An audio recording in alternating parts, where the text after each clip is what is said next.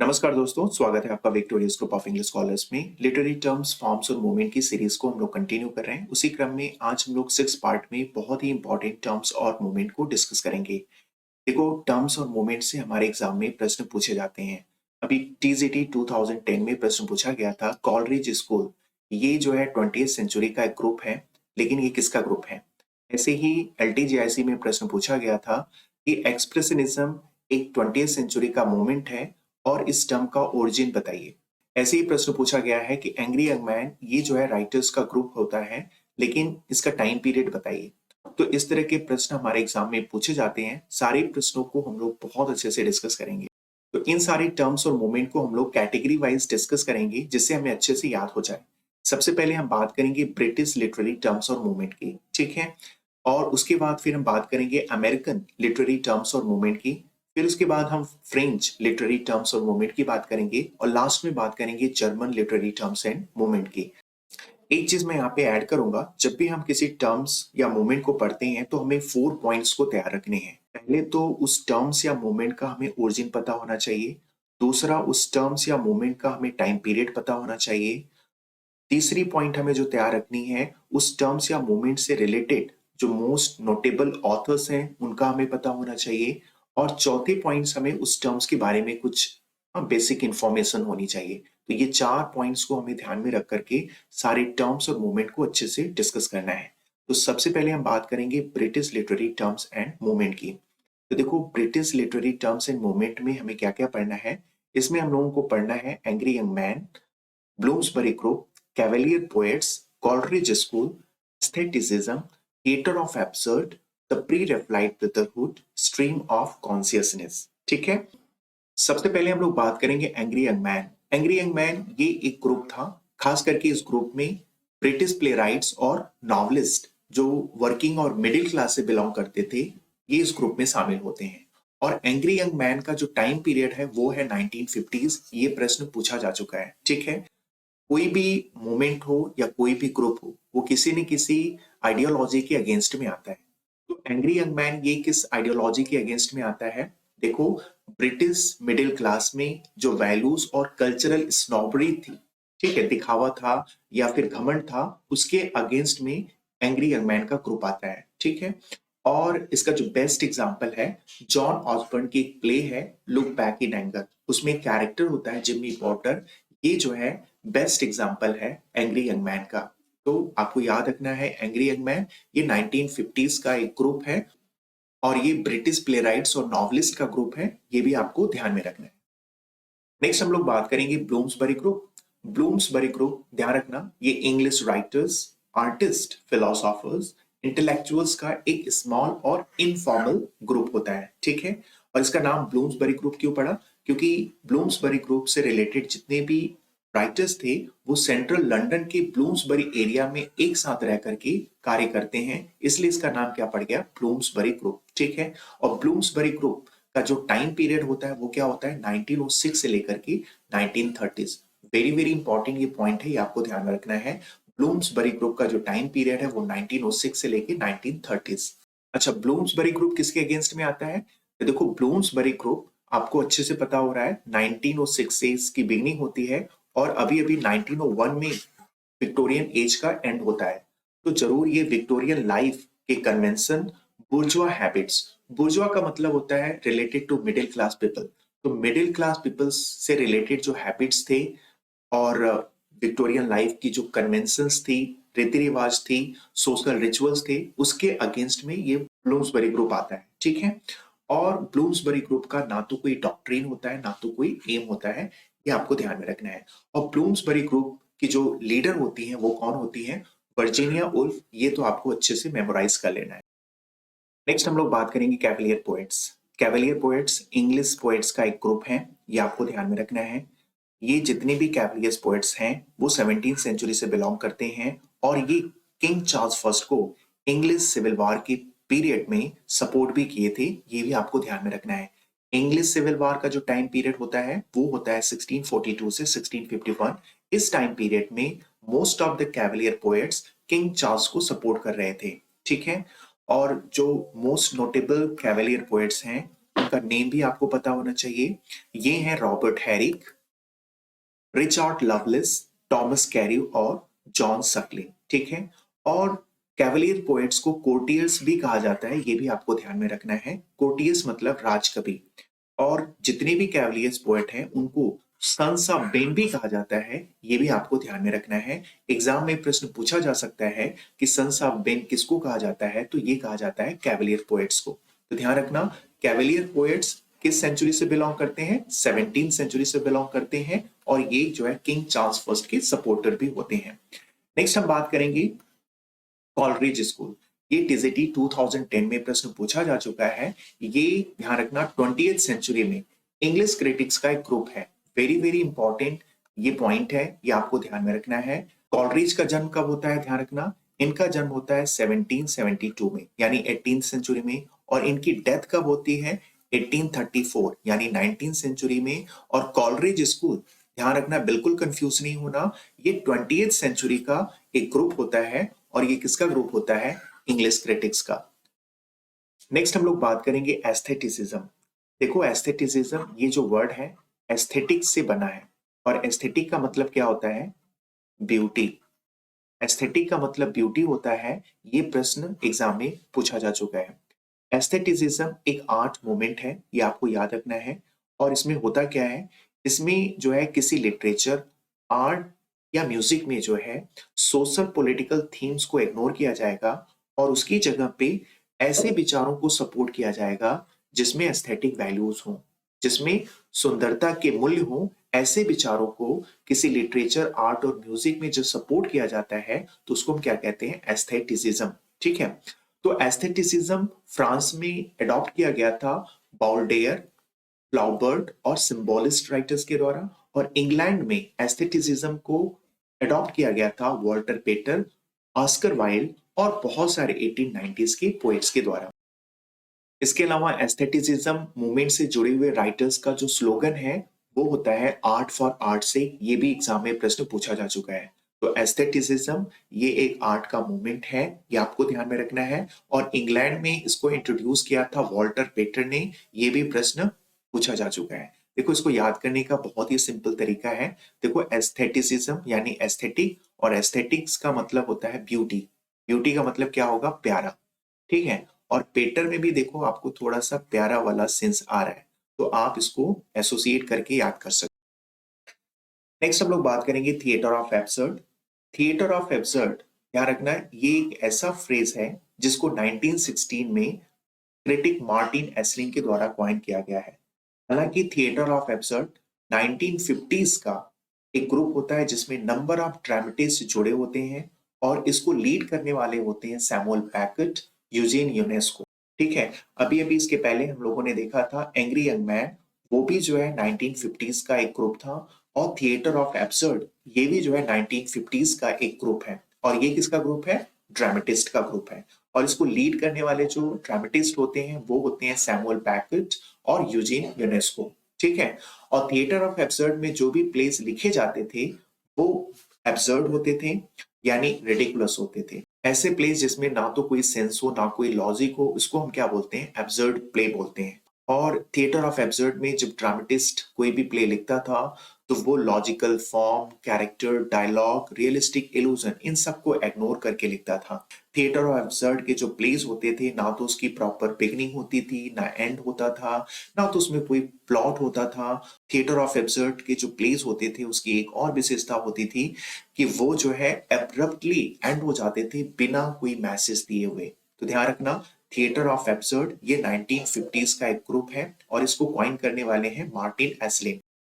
Theatre of absurd के कुछ examples भी आपको याद रखना है, जैसे सैमुअल बैकेट का वेटिंग फॉर गॉडट, हेरोल्ड पिंटर्स का बर्थडे पार्टी। और भी बहुत सारे ड्रामेटिस्ट हैं जैसे एडवर्ड एल्बी और जीन गैनेट। इसके अलावा यूजीन यूनेस्को का एक एब्सर्ड प्ले आपको याद रखना है, वो है द बार्ड सोप्रेनो। ठीक है। ये जो है एब्सर्ड प्ले है यूजीन यूनेस्को का। नेक्स्ट हम लोग बात करेंगे द प्री रेफ्लाइट ब्रदरहुड, जिसको द प्री रेफ्लाइट्स भी कहा जाता है। ये इंग्लिश पेंटर्स, पोएट्स और क्रिटिक्स का ग्रुप होता है।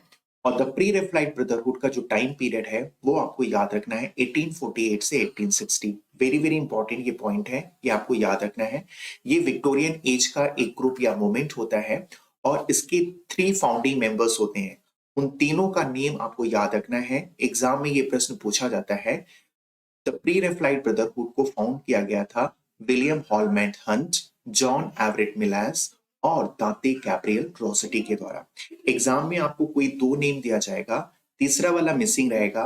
आपको तीनों नेम्स पता होना चाहिए, ठीक है। तो 3 फाउंडिंग मेंबर्स को बाद में 4 और राइटर्स ज्वाइन करते हैं, उनका भी नेम आपको एक बार सुन लेना है। वो 4 राइटर्स होते हैं William Michael Rossetti, James Collinson, Frederick George Stephens और थॉमस उल्नर। कुल मिलाकर के जो है प्री रेफ्लाइट ब्रदरहुड, ये 7 मेंबर्स का एक ब्रदरहुड होता है, ये आपको ध्यान में रखना है। प्री रेफ्लाइट ब्रदरहुड होता क्या है? देखो, प्री रेफ्लाइट ब्रदरहुड से जुड़े हुए जितने भी राइटर्स या पेंटर्स होते हैं, वो रॉफेल या रॉफेल के बाद जितनी भी पेंटिंग के कन्वेंशनल एकेडमिक स्टाइल्स थे, उसका ये विरोध करते हैं, अपोज करते हैं। दूसरे शब्दों में प्री रेफ्लाइट ब्रदरहुड रॉफेल के पहले जितने भी आर्टिस्ट थे उनको वो सपोर्ट करते थे। राफेल के पहले जितने भी आर्टिस्ट थे उनके पेंटिंग में फ्रेशनेस भी था, सिंप्लिसिटी भी था और वो काफी नेचर के क्लोज भी थे। तो एक लाइन में अगर कहा जाए तो प्री रेफ्लाइट ब्रदरहुड राफेल या राफेल के बाद जितनी भी पेंटिंग्स थे उसको वो अपोज करते थे और राफेल के पहले के जितने भी पेंटिंग्स थे या वर्क्स थे उसको वो सपोर्ट करते थे। नेक्स्ट हम लोग बात करेंगे stream of consciousness. Stream of consciousness से आप अच्छे से वाकिफ होंगे। इसमें क्या होता है? इसमें ह्यूमन माइंड में sense of perceptions, thoughts, feelings और मेमोरीज का क्या होगा? कंटिन्यूअस फ्लो होगा। इसका बेस्ट एग्जांपल है वर्जीनिया वुल्फ का मिसेस डैलवे, ये 1925 में आती है। इसके अलावा आपको याद रखना है जेम्स जॉयस का यूलिसिस, डॉरथी रिचर्डसन का पिलग्रिमेज और पीजीटी में हम लोगों ने पढ़ा है विलियम फॉकनर, इनका एक वर्क है द साउंड एंड द फरी। ये भी जो है स्ट्रीम ऑफ कॉन्शियसनेस का बेस्ट एग्जांपल है। तो याद रखना स्ट्रीम ऑफ कॉन्शियसनेस में क्या होगा? इसमें जो है थॉट्स, फीलिंग्स, मेमोरीज का ह्यूमन माइंड में कंटिन्यूअस फ्लो होगा। देखो, इसके पहले अभी हम लोगों ने ब्रिटिश लिटरेरी टर्म्स और मूवमेंट को बहुत अच्छे से डिस्कस किया है। अब हम लोग बात करेंगे अमेरिकन लिटरेरी टर्म्स और मूवमेंट की। देखो, यहाँ पे जितने भी टर्म्स हम लोग डिस्कस करेंगे, इन सब टर्म्स या मूवमेंट की ओरिजिन कहाँ है? अमेरिका, ये आपको ध्यान में रखना है। इसमें हम लोग पढ़ने वाले हैं Black Mountain poets, dark romanticism, transcendentalism, beat writers, Harlem Renaissance, lost generation. ये कुल मिला के 6 ऐसे टर्म्स और मूवमेंट हैं जिसकी ओरिजिन अमेरिका है। इसको हम लोग अच्छे से 1 बाय 1 डिस्कस करेंगे। सबसे पहले हम लोग बात करेंगे black Mountain poets. Black Mountain poets ये मिड 20th सेंचुरी का एक पोएट्स का ग्रुप होता है, ये आपको ध्यान में रखना है। और इस ग्रुप में अमेरिकन एवागार्ड या पोस्ट मॉडर्न पोएट्स जुड़े होते हैं और इस ग्रुप के जितने भी पोएट्स होते हैं वो नॉर्थ कैरोलिना की ब्लैक माउंटेन कॉलेज से बिलोंग करते हैं। इसीलिए इस ग्रुप का नाम पड़ा ब्लैक माउंटेन पोएट्स। ध्यान रखना, black Mountain poets north Carolina के ब्लैक माउंटेन कॉलेज से बिलोंग करते हैं और ये मिड 20th सेंचुरी का मूवमेंट होता है। ब्लैक माउंटेन ग्रुप से जुड़े हुए कुछ नोटेबल पोएट्स हैं, उनके नेम एक बार आपको सुन लेना है, जैसे ऑल्सन, लैरी एग्नर, रॉबर्ट डंकन, ईडॉर्न, पाउल, ब्लैकबर्न। ये सारे के सारे पोएट्स किससे जुड़े होते हैं? ब्लैक माउंटेन ग्रुप से। नेक्स्ट हम लोग बात करेंगे ट्रांसेंडेंटलिज्म। ट्रांसेंडेंटलिज्म 19th सेंचुरी का एक अमेरिकन मूवमेंट होता है, ये आपको ध्यान में रखना है। और ट्रांसेंडेंटलिज्म पोएट्री और फिलॉसफी से संबंधित एक मूवमेंट होता है। इसमें क्या होता है? ट्रांसेंडेंटलिज्म से जुड़े हुए जितने भी ऑथर्स या राइटर्स होते हैं वो मॉडर्न टेक्नोलॉजी के बजाय सेल्फ रिलायंस या सेल्फ इंडिपेंडेंस पे ज्यादा फोकस करते हैं। तो ध्यान रखना, ट्रांसेंडेंटलिज्म 19th सेंचुरी का एक अमेरिकन मूवमेंट होता है। ट्रांसेंडेंटलिज्म से जुड़े हुए कुछ इंपॉर्टेंट ऑथर्स हैं, उनके नेम एटलीस्ट आपको पता होना चाहिए। ये राइटर्स हैं Ralph Waldo Emerson, Henry David Thoreau. Next हम लोग बात करेंगे डार्क रोमांटिसिज्म। डार्क रोमांटिसिज्म ये भी 19th सेंचुरी का एक अमेरिकन मूवमेंट है और डार्क रोमांटिसिज्म ट्रांसेंडेंटलिज्म के अगेंस्ट में आता है। रोमांटिक एज आपको याद आ रहा होगा, ये एक इंग्लैंड का मूवमेंट होता है और इसका जो टाइम पीरियड होता है रोमांटिक एज का 1798 से लेकर के 1837 और कहीं कहीं आपको 1850 भी मिल जाएगा। ठीक है, जब विलियम वर्ड्सवर्थ की लिरिकल बैलेड पब्लिश होती है वहां से रोमांटिक एज की बिगनिंग माना जाता है और विलियम वर्ड्सवर्थ के डेथ के साथ जो है रोमांटिक एज का एंड भी हो जाता है। लेकिन यहाँ पे हम बात कर रहे हैं डार्क रोमांटिसिज्म की। ये 19th सेंचुरी का एक अमेरिकन मूवमेंट है। डार्क रोमांटिसिज्म की आइडियोलॉजी क्या होती है? देखो, डार्क रोमांटिसिज्म ये मानता है कि आदमी जो है इनहेरेंटली यानी बाय बर्थ सिंफुल होता है। सिंफुल का मतलब इमोरल, जो रिलीजियस लॉ को ना माने उसको हम क्या बोलते हैं? सिंफुल। तो आदमी जो है बाय बर्थ सिंफुल होता है, सेल्फ डिस्ट्रक्टिव होता है, उसका नेचर डार्क और मिस्टीरियस होता है। डार्क रोमांटिसिज्म मूवमेंट से जुड़े हुए कुछ इंपॉर्टेंट ऑथर्स हैं, उनके नेम आपको पता होना चाहिए। ये ऑथर्स हैं Edgar Allan Pope, Nathaniel Hawthorne, Herman Melville और जॉर्ज लीपर्ट। नेक्स्ट हम लोग बात करेंगे बीट राइटर्स। देखो, बीट राइटर्स ये भी एक अमेरिकन राइटर्स का एक ग्रुप होता है और इसका टाइम पीरियड होता है लेट 1950s। अभी 1950s के 3 टर्म्स या मोमेंट आपको याद होना चाहिए। एक था एंग्री यंग मैन, दूसरा आपने देखा थिएटर ऑफ एब्सर्ड और तीसरा अभी हम लोग पढ़ रहे हैं बीट राइटर्स। ये तीनों के तीनों, ये जो ग्रुप कहो या टर्म्स कहो, ये जो है 1950s के हैं, ये आपको ध्यान में रखना है। ठीक है, तो बीट राइटर्स जो है अमेरिकन राइटर्स का एक ग्रुप होता है और इसको लीड करने वाले होते हैं एलन गिन्सबर्ग, जो कि एक पोएट होते हैं, और नॉवेलिस्ट जैक कैरुआक। ठीक है, तो जैक कैरुआक और एलन गिन्सबर्ग के द्वारा बीट राइटर्स के ग्रुप को लीड किया जाता है। बीट जनरेशन के जो भी राइटर्स थे वो मिडिल क्लास सोसाइटी को ड्रॉप आउट करके ड्रग्स, सेक्स, जैन बुद्धिज्म का यूज करके बेटिफिक एक्सटेसी, आनंद या परमानंद की तलाश करते हैं। ठीक है, जो कि इम्पॉसिबल था। नेक्स्ट हम लोग बात करेंगे हार्लम रेनेसेंस। देखो, रेनेसेंस का मतलब हमें अच्छे से पता है। रेनेसेंस एक फ्रेंच वर्ड है जिसका मतलब होता है रीबर्थ, रीअवेकनिंग या रिवाइवल। ठीक है, तो यहाँ पे जो है हार्लम रेनेसेंस क्या है? ये एक लिटरेरी मूवमेंट है और ये जो है हार्लम रेनेसेंस रीबर्थ होता है अफ्रीकन अमेरिकन लिटरेचर, आर्ट और म्यूजिक का। ठीक है, और ये कहाँ रीबर्थ होता है? न्यूयॉर्क सिटी के हार्लम में 1920s में, यानी ये 20th सेंचुरी का एक मोमेंट होता है। समझ में आ गया? क्योंकि न्यूयॉर्क सिटी के हार्लम में ये रीबर्थ होता है, इसीलिए इसको क्या बोला जाता है? हार्लम रेनेसेंस। नेक्स्ट हम लोग बात करेंगे द लॉस्ट जनरेशन। ध्यान रखना, द लॉस्ट जनरेशन ये जो टर्म है इसको क्वाइन करने वाले हैं कर्ट्यूड स्टेन। इंपॉर्टेंट पॉइंट है, ये आपको याद रखना है। द लॉस्ट जनरेशन को क्वाइन किया गया है कर्ट्यूड स्टेन के द्वारा, लेकिन इसको पॉपुलराइज करने का क्रेडिट किसको जाता है? अर्नेस्ट हेमिंगवे को। वेरी वेरी इंपॉर्टेंट ये पॉइंट है, इसको भी आपको याद रखना है। अर्नेस्ट हेमिंगवे की एक नॉवेल आती है द सन ऑल्सो राइजेस और एक इनकी मेमोयर है अ मूवेबल फीस्ट। इन दोनों के एपिग्राफ में इन्होंने लॉस्ट जनरेशन को यूज किया है। देखो, lost generation American literary notables या ऑथर्स का एक ग्रुप होता है जो पेरिस या यूरोप के अदर पार्ट्स में रहे और जिन्होंने वर्ल्ड वॉर फर्स्ट और उसके बाद स्टार्ट होने वाले ग्रेट डिप्रेशन को देखा था। इसके अलावा लॉस्ट जनरेशन ऐसे लोगों की जनरेशन को भी रेफर करता है जो वर्ल्ड वॉर फर्स्ट के दौरान या उसके तुरंत बाद जो है एडल्टहुड में पहुंच जाते हैं। लॉस्ट जनरेशन से जुड़े हुए कुछ नोटेबल ऑथर्स हैं, उनके नेम एटलीस्ट एक बार आपको सुन लेना है। ये ऑथर्स हैं F Scott Fitzgerald, Ernest Hemingway, Ezra Pound और वाल्डो पियर्स।